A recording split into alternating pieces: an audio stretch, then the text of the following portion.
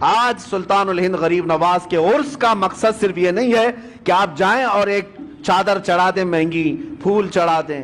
اس غریب نواز کو ہماری چادروں کی کوئی ضرورت ہی نہیں. اللہ نے جنتی چادر انہیں پہلے سے پہنایا ہوا، وہ جنتی جوڑے میں ملبوس ہیں.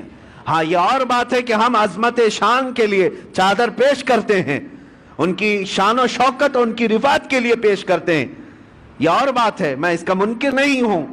لیکن اگر تم یہ سمجھتے ہو کہ چادر پیش کرنے کے بعد ہی میری ذمہ داری ختم ہو گئی، یہ تمہاری خام خیالی ہے.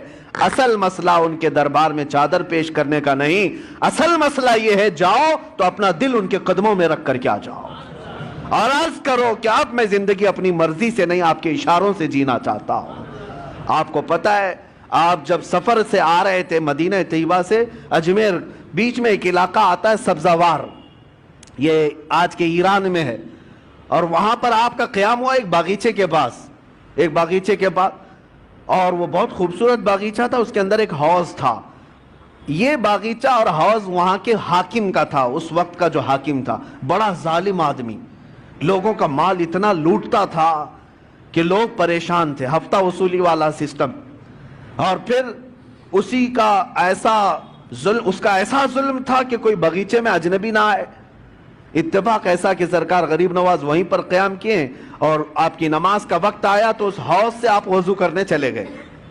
تو وہاں پر جو پہرے دار تھے انہوں نے کہا، منع کیا کہ یہ حاکم سبزوار کا ہے، آپ مت آئیے، اگر اس کی نظر پڑ گئی تو بہت سختیاں کرے گا.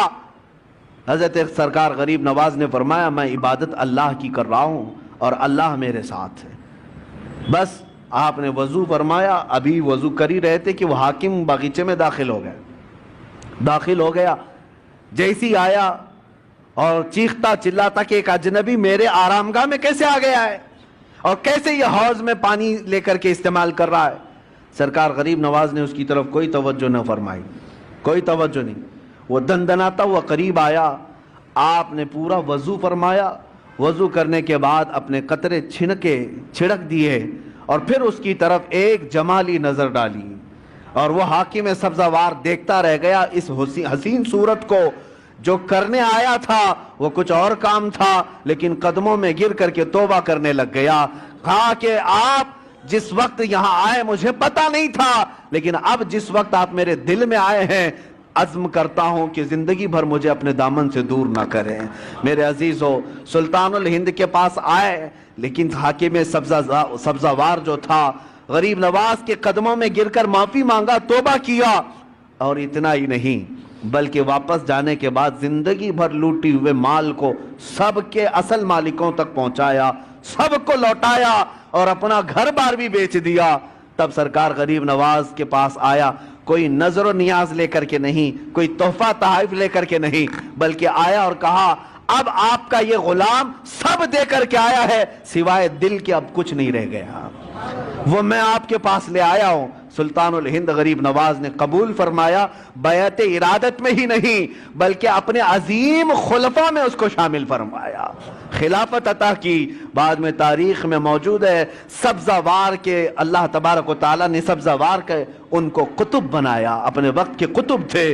کہاں ظلم و ستم کی داستان رکھنے والا، کہاں قدموں میں آ کر کے دل دینے والا اللہ کی ولایت حاصل کر جاتا ہے. میں یہی عرض کرنا چاہتا ہوں، تم تحفے تحائف اپنی جگہ پر، جاؤ اپنا دل قدموں میں رکھ کر کے آؤ، عرض کرو کہ سرکار مجھے اپنے ساتھ لے لیں، آپ ایک اشارہ فرمائیں میرے دل کی اصلاح ہو جائے. پھر اگر غریب نواز قبول فرما لیں، یقیناً زندگی کی کایا ہی پلٹ جائے گی، ایک نیا انقلاب دیکھنے کو ملے گا.